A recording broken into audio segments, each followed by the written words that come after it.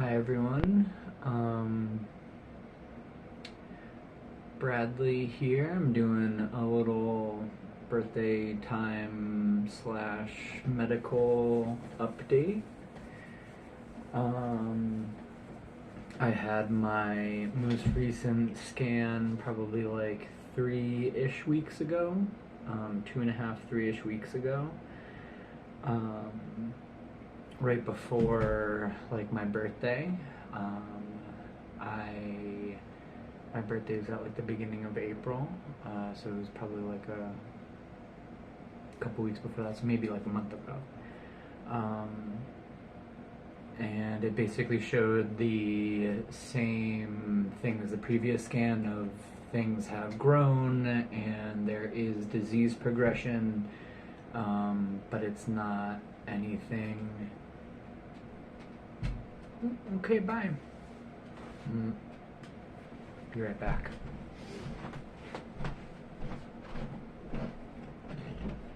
See you later.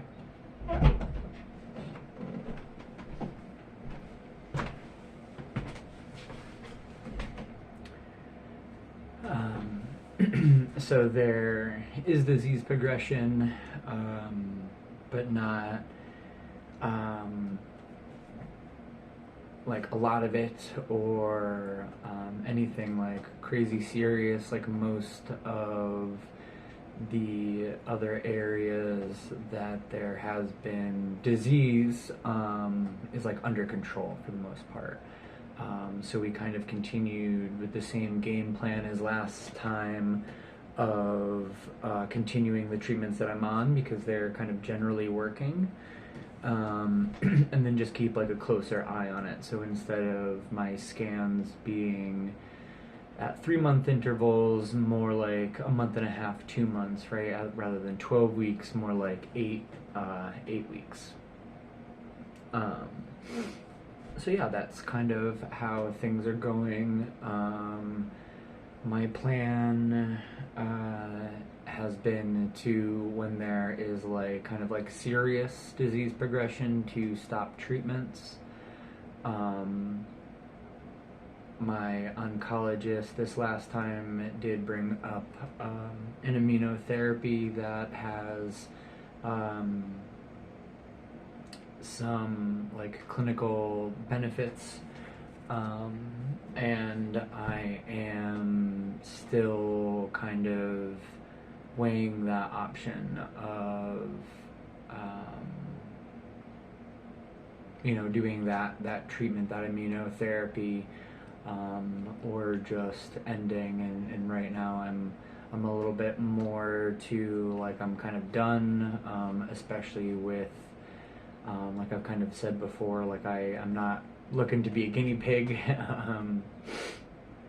So yeah, and also like I am weighing the pros of that, right? Like I haven't tried an immunotherapy before. That's kind of where the next like development of cancer treatment is coming from, is these immunotherapies. And within the last decade there's been a lot of progress and promise with them. So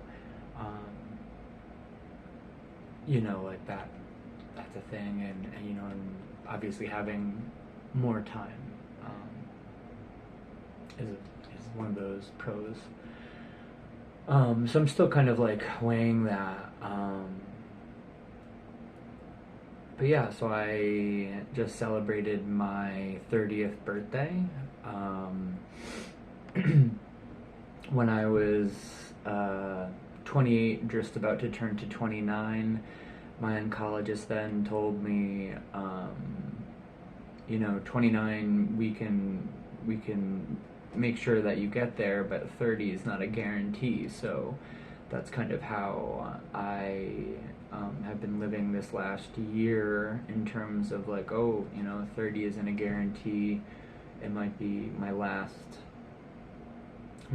year. And now I've made it to 30 in relatively good physical health. My chemo treatments are starting to like take a toll physically, like my symptoms are getting like longer in terms of like the rebound time of when I'm starting to feel better. Right before, it was like I could reliably say, all right, after 5-6 days I start feeling better. Now it's like 7-8-9 days I start feeling better. The digestional symptoms are also kind of like progressing in that way too. And then also like the cognitive like brain fog, memory loss type deal is also there. I'll be having conversations with people and just be like, I have no idea what we were just talking about. Can you like refresh me, right? Like bring me back up to speed. So yeah, I am tired. And also, I am really happy and grateful for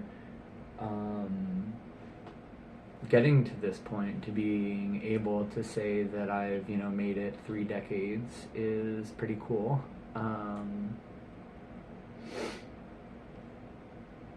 It's wild to me that like 5 years of that has been being doing cancer treatments and cancer things. That's like a sixth or a fifth of my life, or however math works. I don't know. Purposely chose fields that had nothing to do with math. Yeah, so like that, like I really like that's something that is like I'm like grateful, and like I really do feel happy about that. Um, yeah, and so in terms of my birthday, I'm born April 1st, April Fool's Day. I I'll say like I think that's the root of my trust issues. Take that as a joke or take it a little bit more seriously. Since my diagnosis, the pranks have gone down, so thank you, cancer, for making my birthdays tolerable. And so this year, I had a really great time on like the day of my birthday, celebrating, having these split celebrations for the first time in my family, which is I get double birthday cake, double birthday celebrations. That's cool. But like either way, it was really nice, of just being with my family and being with the people that I love in a good way, and not having to worry about background bullshit that's going on between whatever. Like that was really nice. And we went up to Vermont for the total eclipse, and my mom kind of jokes like she arranged the eclipse for me, so thank you, Mom. Thanks, big guy upstairs, for playing with your marbles, rolling the moon in front of the sun. That was cool. But yeah, no, it was incredible. I've experienced partial eclipses before, and this was there's absolutely no comparison. It was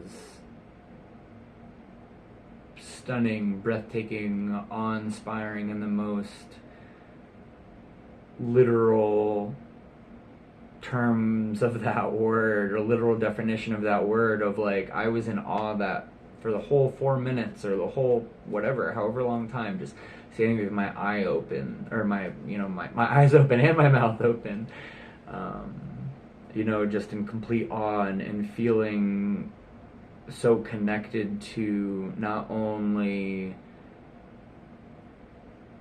like being a part of this incredible celestial event, right, and being like, wow, like I'm such a small part of such like a huge universe that does crazy stuff all the time, right? And like being a part of like the fact that our moon is the perfect diameter to, and the perfect distance away from the sun to make a complete total eclipse like that, like whoa. And being a part of that is incredible. But then also being a part of like that human moment, like where we were at this place in Vermont, Crofters Green, shout out, look them up, check them out, it's a great spot. Like it was a perfect spot. There was like a field, and you could look up. The people that were there were incredible. You know, we had such a good time with like our neighbors and the other houses. Like we just had such a good time. And then, you know, in the eclipse, and everybody kind of fell silent, and just being like a part of that, like human, right? Not just connecting to like these celestial bodies, but like connecting to like humanity on such like a deep visceral level of being like, whoa, like what must have my ancestors have thought about this? So just because it's basically light. I kept commenting, like, you're looking through the little glasses, you could see the sliver of the sun getting smaller and smaller. And so I was commenting, I'm like, oh my god, it's so bright out. Like, how is it still so bright out? Like, there's no sun left, and there's still so bright. And then it really got dark, like, when it became that total eclipse. And so, yeah, like, if you didn't know that that was coming, you didn't know that that was happening, and just walking along, hunting, or gathering, or doing whatever you were doing, and then just it became dark. And the sun became black, and you could see the stars, like, whoa. Like, just blows my mind. And so no wonder we became fascinated with mapping and observing these celestial bodies, from stars to comets to the planets, and everything, right? These ancient cultures, we think of them as so dumb, but then we look at the way they oriented their temples and the way that they conducted their rituals. If we have the like the information written down or whatever, right? And we can see, like, oh my god, they knew so much. And in some instances, like, we kind of wonder, how did they know those things? Like, they knew movements of constellations and stars that you can't see with the naked eye, right? You have to have a telescope, you have to have these advanced optics to be able to observe these things. And we didn't discover them until within the last couple hundreds of years. And these indigenous cultures have been like, yeah, like, we knew about them for tens of thousands of years, right? Like, just mind-blowing. Humanity is incredible. So, like, that was such a powerful moment to kind of be around for my birthday. And where, kind of more generally, where I'm at with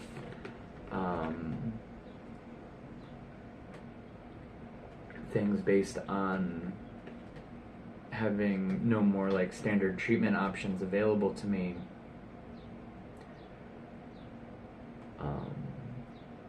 Like, these relationships that I have fostered throughout my life are so incredibly important to me, and that's what I have been really mindful of in these last few months. With the ending and changing of really important relationships to me, the reconnecting and reforming of old relationships, reaching out to old relationships, and dealing with the from the positive responses of we'll get together, hang out, do game night, whatever, to to, me reaching out to some of my best friends, people that I've called my best friends at points in my life, and getting like no response. Or responses that are, oh yeah, we'll hang out, no problem, like I'll hit you up, and then nothing, and for me, like I can't be like salty about that, they're living their life as I would. If I was in the same position, and then at the same time too, it's like, ooh, like, all right, like I might like never see you again. I might never talk to you again. Like, I'm gonna do what I can to reach out in a good way and to make sure that I know that I've done. If I've done something to make them not want to reach out to me, try to remedy that situation, or, like whatever, trying to be understanding, and it's hard. It's just another thing of why, an experience like this can be so isolating. People that I'm so close with are living their lives, and, I want them to, I love them for that. And also, like, I want to be a part of that, in the time that I have, and some of my best friends, we're always like, oh, like, I'm so sorry I haven't reached out and whatever, and I tell them now, I'm like, oh, dude, don't even worry about it. Like, I haven't reached out either, but like I'm enjoying the time that we do, right? Like the time that we do talk, like I'm enjoying that, So like, don't feel bad for that, or if you do feel bad, like, reach out. Maybe your guilt is saying something. Yeah, and with that, this last weekend, I got an email from my college lacrosse coach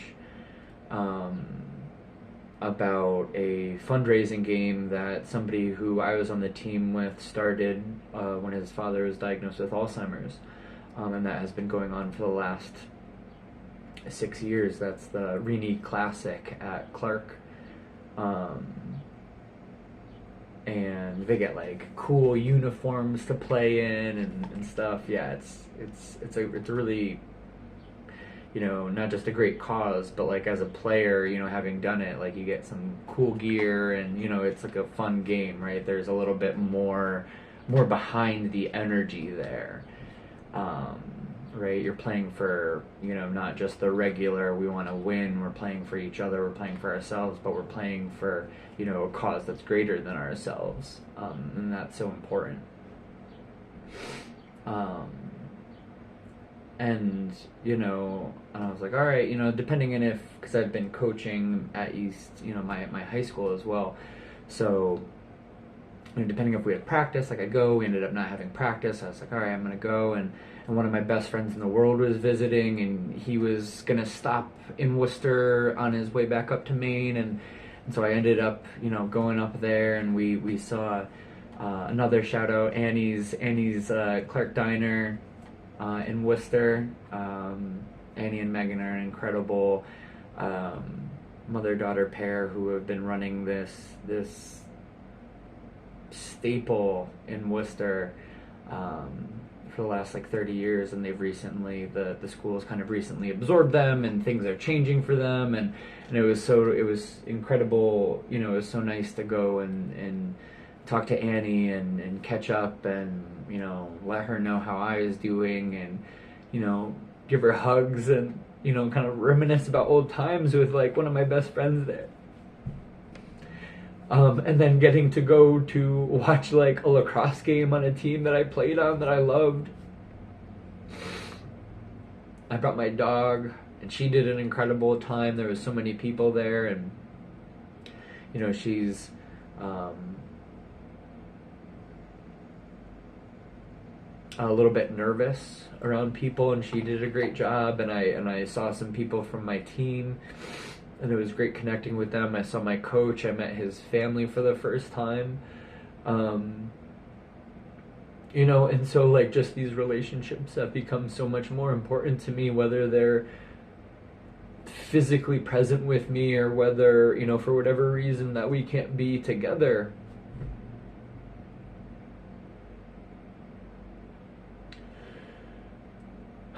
Um, yeah, and so these last like few weeks, kind of around my 30th, have been really impactful in a lot of ways, really powerful in a lot of ways. Um, I'm hearing from all of my friends like, oh, you're 30-year-old now, and like, oh, like, welcome to whatever, and I'm like, oh my God, guys, like my life really is over, like if 30 is not a guarantee, like 31 like certainly isn't. And I'm okay with that, like everybody dies, and like if it's my time, it's my time. And I think it's a little bit different when it's happening, at any age, right? Whether it is like a child, from a, you know yeah, a child, or somebody in their middle of their, or the beginning of their adult life, and or with, if they just started having children or whatever, it's horrible and difficult, and you have to wrestle with like, how do I feel that my life is complete without feeling like I've lived a complete life, right?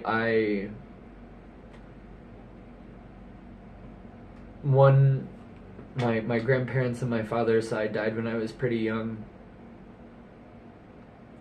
and my grandparents on my mother's side lived. My grandmother lived to be 95, 96, something like that, and my grandfather lived to be 99 or 100, right around in there. And my grandfather fought in World War, or was in World War II, and they had 9 children together,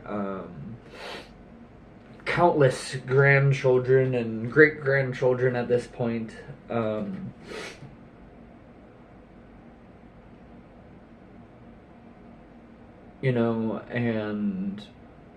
took care of each other and all of this. They lived a life together and separately.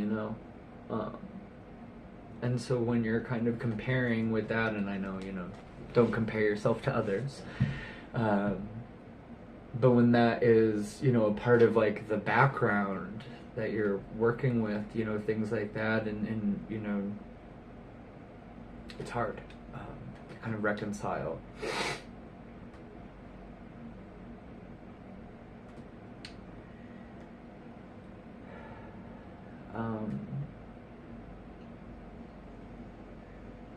Yeah, lacrosse is, like I said before, I'm helping to coach my high school team, and I'm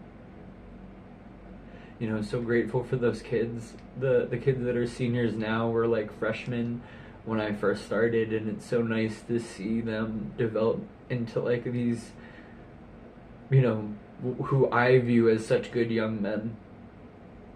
And on the lacrosse field, I hear them saying stuff like that I was yelling at them 4 years ago, and I'm like, finally it's sunk in, 4 years, but they've got it, and so that's like, the new generation is gonna see that. We have a pretty young team, the new generation's gonna see that, and so they're just gonna like have that automatically, right? You're on the lacrosse field, you're running, you have your helmet strapped up, right? Like, your mouth guards in, all these things that I've been yelling at them from, last 4 years, and now they're walking the walk and talking the talk and seeing the importance of these things, right? We talk about, make it a habit so you don't have to think about it, so you can focus on playing, you can focus on the game rather than, oh shit, is my equipment in, and oh no, I forgot my cleat, and you know, all of these things that kind of go along with those little details.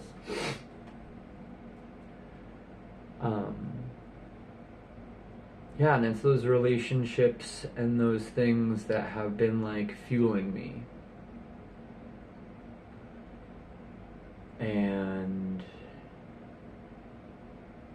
you know, I've been channeling it in a variety of different ways.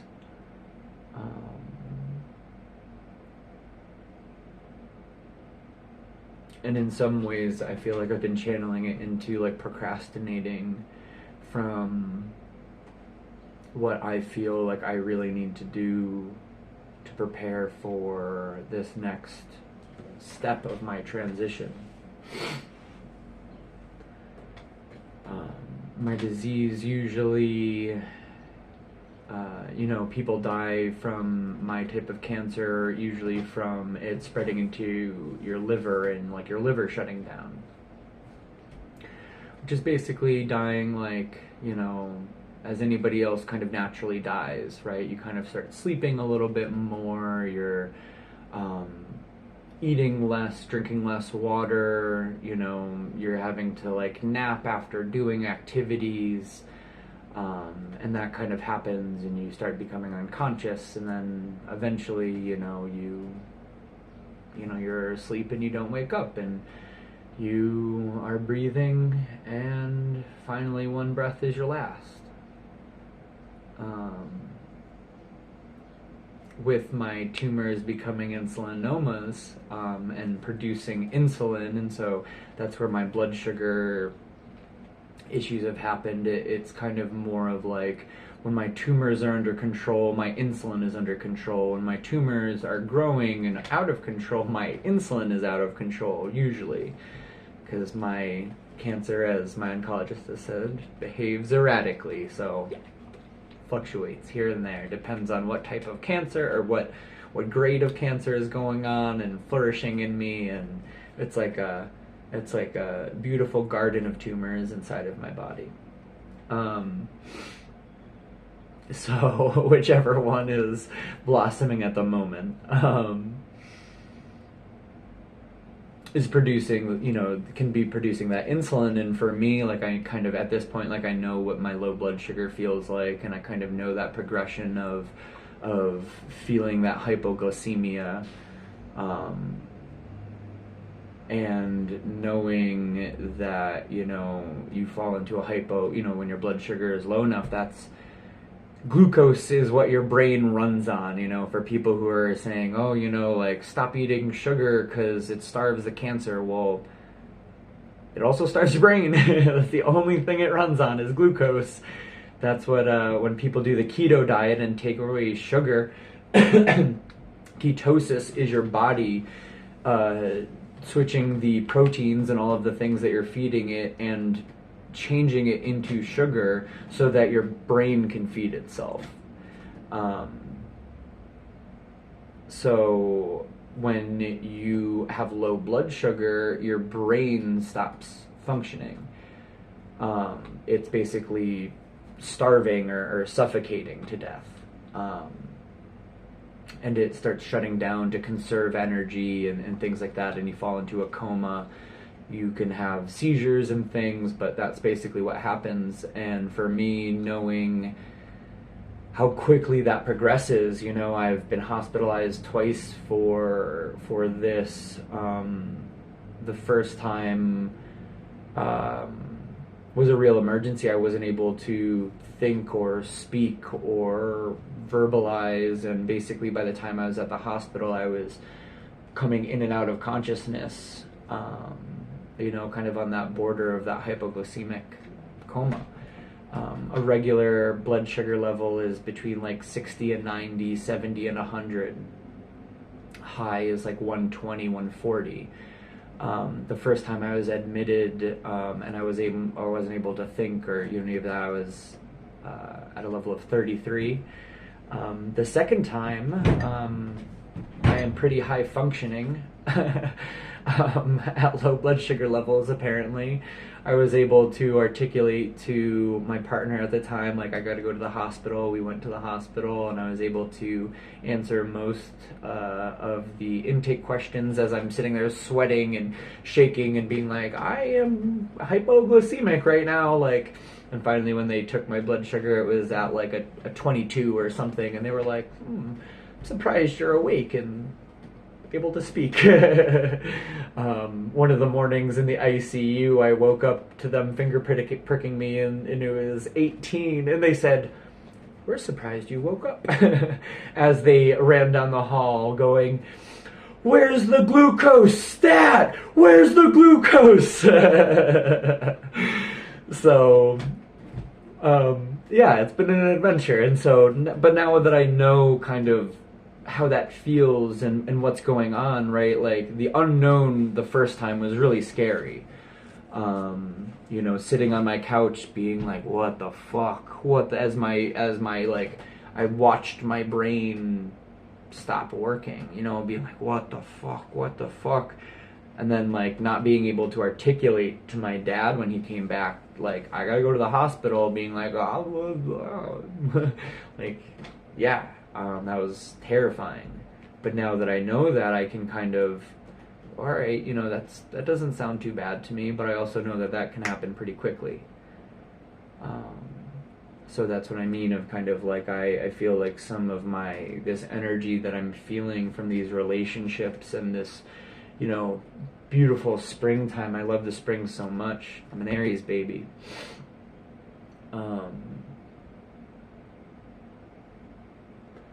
Has been kind of like procrastinating because I want to, you know, as all my friends around me are getting engaged and getting married and stuff, like, they're planning their weddings, and like, I need to plan my funeral.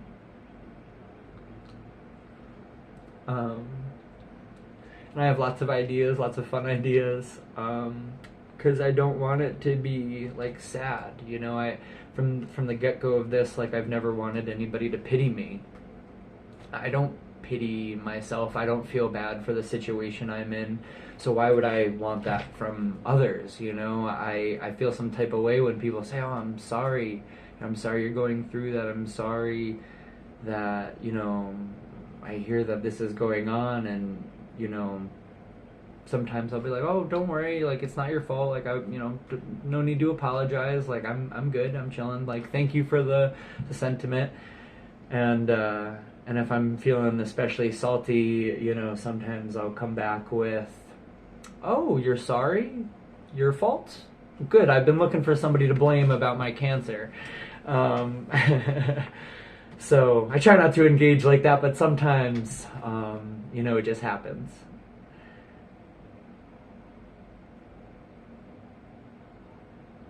And, you know, like, I want it to be like a celebration, and I want to have a hand in that celebration. You know, part of that is I want to do like a giveaway. You know, my life is a gift, and gifts are meant to be given. Everything that I have is a gift, from the water in this water bottle to the bottle itself, you know, like, and it's meant to be given. My life, the gift that I have given in so many ways. In the commitments that I've made, in how I walk in this world, in the prayer that I live every single day of my life. Like, I give the gift of my life. And in so many ways, like, I really view that's part of the reason why I don't feel bad about having cancer and leading this, you know, walking on this path, finding myself in this journey and saying, okay, you know, this is the thing, because I've given my life. It's been a gift to me. But gifts aren't meant to be hoarded, they're meant to be given. You know, so having a giveaway, and so I need to mark all of the things on my objects. You know, I like stuff. I got a lot of stuff to give away. You know, and wanting to compile like the comics that I have to keep the series together. You know, and writing little notes of whoever takes these things. You know, I want them to not just have these things, but to have like a piece of me, have these things, whatever they mean to me. You know, when they look at this stuff, whether it's just a dumb object that I have, you know, whether it's, you know, I have like a million flashlights. Like whether it's like a flashlight that I have to, you know, a piece of art that I've made. You know, I like collaging. This is just I've collaged on lighters. This is a Nick Cage lighter. It's out of juice right now, but his head's on fire. You know, like I have another one here that's Ichabod Crane on his horse. Ooh, bad lighting. Ichabod Crane on his horse, but then when you flick it, it's the fire, and so he's like running from the. There he is, a little bit. All right. But whether, you know, they have pieces of my art or just my objects, like I want them to remember that. You know, I have a music playlist already. I'm thinking about like the eulogy I'm gonna give. These are all practices, by the way. You know, how I want it to be conducted. You know, I do want to share it, and I have so many friends across the country. I have so many friends across the world that I want to be able to share in that moment with them, even though I'm not there. So, you know, all right, like, how am I gonna like live stream this? You know, how am I gonna live stream my funeral? And like the disposal of my body, you know, how do I want to be cremated? You know, I've heard of people being cremated in the cardboard boxes, but having people put offerings in and things that, you know, obviously are flammable, but I love that idea of being cremated with some of the objects that I love. You know, I've slept with a blankie for my entire life. You know, like I want that blankie with me.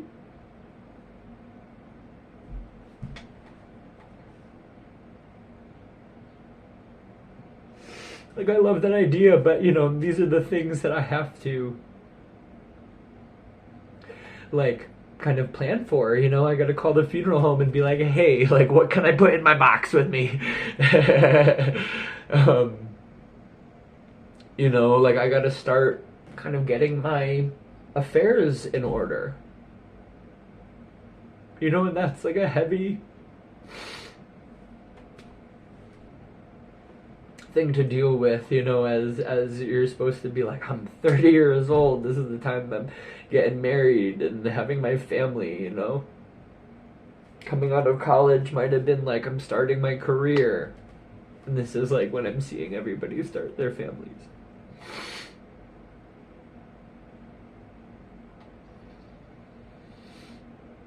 Yeah, and I love that, you know, like, and I'm not holding that against anybody. I'm not mad at my friends who are getting engaged. Like, I love that for them. Because that's how I've learned that I need to love the people in my life.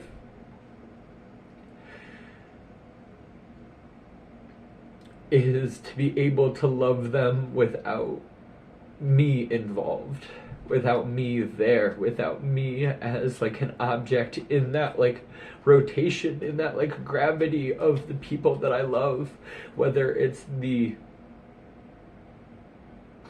women that I've been in love with, you know, in romantic love with, to my friends and my family who, you know, I'm in love with them in a different way. Don't worry, I'll change my shirt. Like I've had to kind of rectify this of how do I love these people without me? And and it's that like cliche of, if you love something, let it go, and like if it loves you, it'll return. Like, I don't know about that part, but like for me, being able to have that type of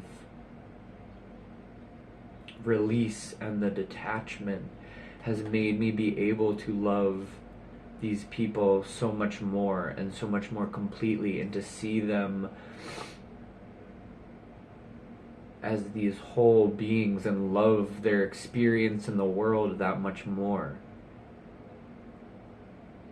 The things that, when we were together that irked me, or, that, shit that my friends say that I'm like, bro, like, that's fucked up. Like, don't say that, like, whatever.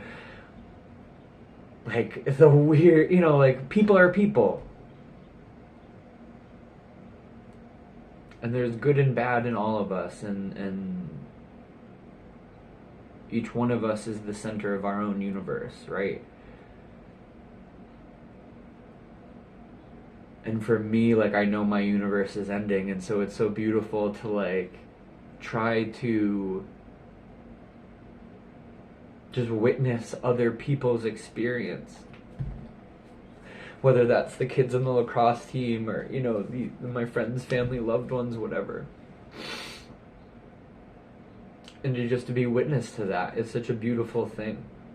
And in the same way that I'm like a witness to like spring unfolding around me for like the last time, potentially the last time.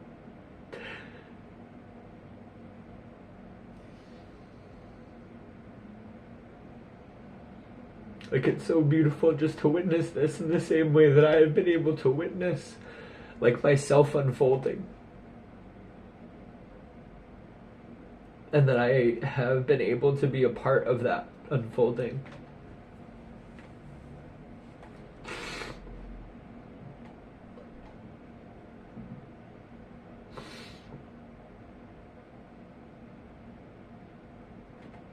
Yeah, so that's that's where I am.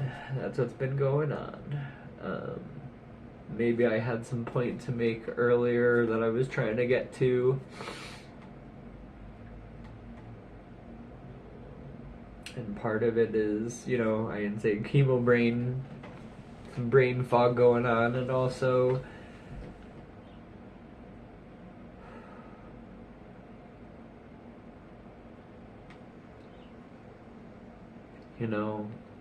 it's just beautiful being here in this moment, in this way. The birds out on the trees being trees, us being together, and you watching this, whether it's, within minutes or days of me originally posting it, or years from now.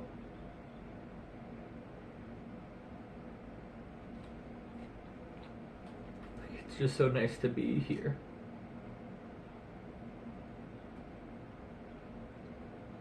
So thank you all for being here with me. Happy to celebrate my birthday with you all.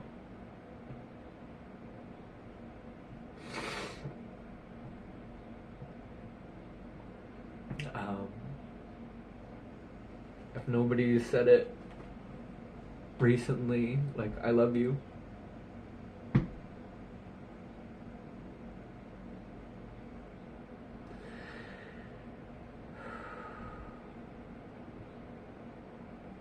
Thank you. Oh, tawag ko yasin. Oh, pila.